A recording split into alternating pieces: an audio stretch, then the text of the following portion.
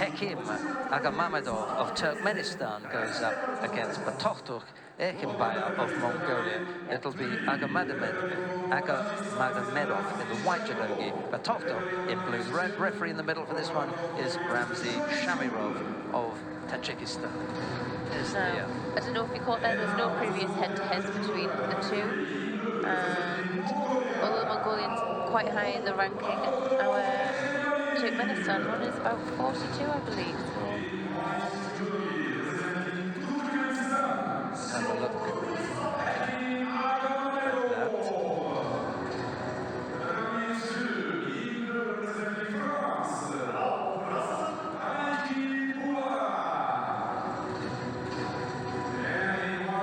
So it will be an interesting one. They've not previously fought in competition, so we'll see how they deal with one another. I'm sure they've met plenty of times in training camps and whatnot. Yeah, I'd like to look at the possibility. First, yes, you're quite right. The first thing that you want to look at is whether they're from a region where they're likely to meet up in training camps. So Turkmenistan, Mongolia, not a million miles away, both in Asia, and it's possible that they've met in Asian championships outside of the IJF World Tour. So that's a possibility, but I think the other thing is probably more likely that Thea has pointed out that they could have gone up against each other in training camps. Well, especially these youngsters who are a bit further down the rank, and they're always looking for randori with the top seeds, aren't they? Getting the best randori. Here comes the first head-to-head that we know about. AGAMAMMEDOV picked up a bit of a scratch, I guess I'm going to call it, on the, is it the left cheek, his left cheek? I can't imagine that that's going to stay on there. Plasters are not normally... No, I feel like he might end up being wrapped up by the end of this contest, depending on how long it goes on for. He's all right. He's chasing him down here. All right during the break, but once they get, close up, maybe a little bit tricky to keep it on, and the perspiration as well. Plasters, I don't think work. Tape is a little bit better, but then you try and take that off later on, and you can usually see the physios with the scissors cutting them off, piece by piece. Usually before the medal ceremonies. First minute is almost out of the way. If anyone is wondering how it is that Ramzi Shamirov is refereeing this contest, don't get mixed up between Turkmenistan and Tajikistan. They're two completely different places. So, close, but they're different. And in the past, during that old Soviet Union period, we wouldn't have known. We would just have labelled, or a lot of people in the West would just have labelled them as coming from, Russia. That being said, the pairs do have very similar styles of judo. Koichi brings AGAMAMMEDOV down onto his front, but no score. Right, A chance for a turnover here? No, it's missed.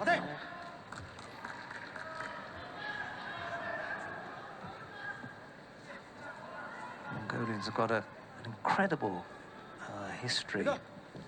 60 and 66. Mind you, we could keep going. It's 73, and just quite a nice range. Lead right the way up to the heavyweights, as we just saw. Yeah.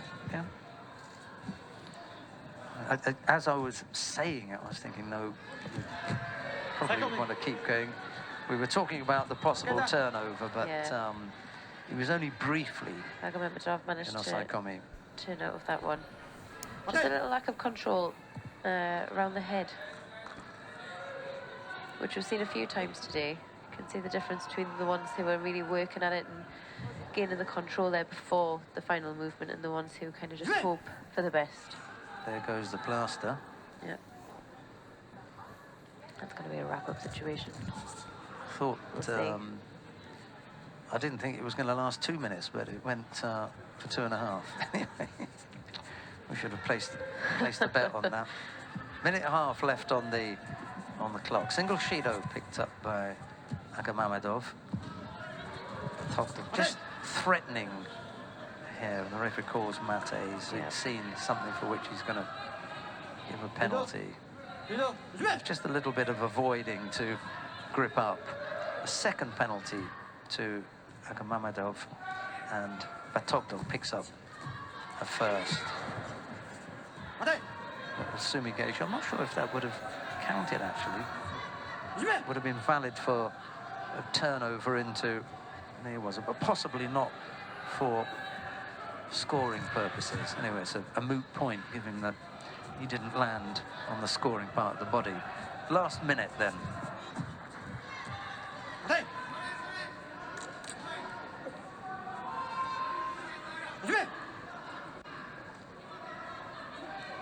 I don't know if you've had a look up in the crowd, but there's so many people wearing masks. Just a throwback to that COVID time, isn't it? Don't look up then. I'm looking up going, oh my goodness, yes. Yeah, but it is something that you see and saw all the time. Yeah, it in wasn't Japan. unusual You never in really Japan. never really thought about it. China too, you know, quite often go around and see people with masks. Korea, same thing. It was more about protecting others if you Yes, if got you the had virus something, as opposed to avoiding catching it. Very nice, really. Yes, very thoughtful. Last few seconds then of regulation time. This looks as though it's heading towards the Well, that was a golden nice score. attempt there. Just had a bit more of a turn on it, perhaps.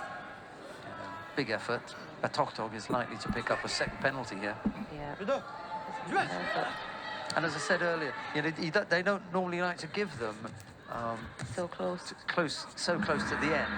But now you've saved yourself the trouble, because you go into golden score and you can carry over anything now. So the referee's in a good position here. Either of these athletes who commit an error could find themselves with the third penalty. It's up to them to come up with something a little bit special to end the contest. First score wins.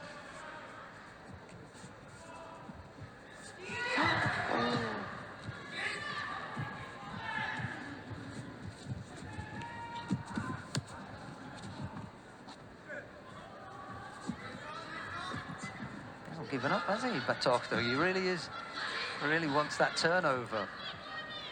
It's gone now. Yeah, it's not been handed to him, that's for sure. It maybe felt the danger there. Was hoping to finish it on the ground. All the bruises on the forehead from BATTOGTOKH. Jump in the shower tonight, put the soap on there, and I'll know that he's been in a battle. Yeah.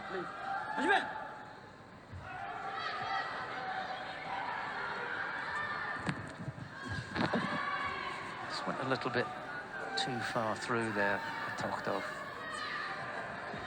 Give AGAMAMMEDOV the benefit of the doubt that he avoided it as well. He's still going for that turnover.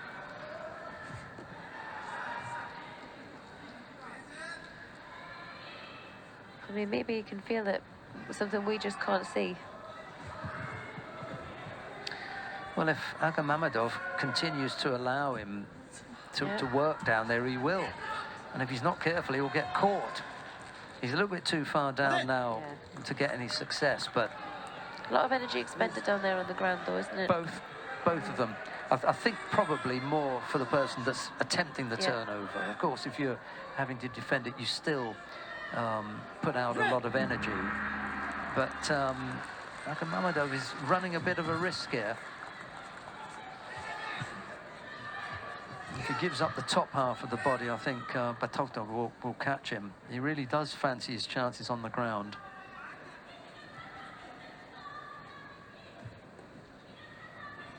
Doesn't have the power, though, for the turnover any longer. It's going to have to be a shock rather than one of those planned, you know, power moves. Neither of them have got the the power. But BATTOGTOKH can't carry out the turnover. He just hasn't got the power. And AGAMAMMEDOV, yeah, no score. Wheeling motion there, wasn't it? Well, just lay He's there got for to get out of it quickly. Just lay there for a second. He can't What now. was he thinking? You're absolutely right. Had he not laid there and thought about it for a couple of seconds, he just probably sort of- would have got out. I don't know if he was waiting for a mate to happen or... I think he couldn't believe that he'd been caught, because he was so close to turning him over a couple of times, in his own mind. He couldn't believe that he'd got into it, and then he realised, I've got to get out of here fairly quickly. I've only got 10 seconds. But AGAMAMMEDOV was very, very pleased with that win.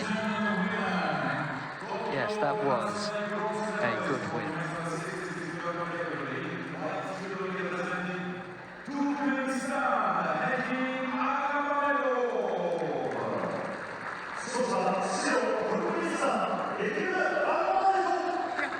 Well, it took a while, didn't it?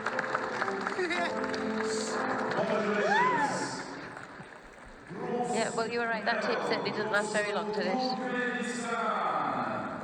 This is the first ever medal in IGF World Tour for Hekim AGAMAMMEDOV, Turkmenistan. AGAMAMMEDOV picks up his first ever medal in an IGF World Tour. Congratulations to him and to Turkmenistan.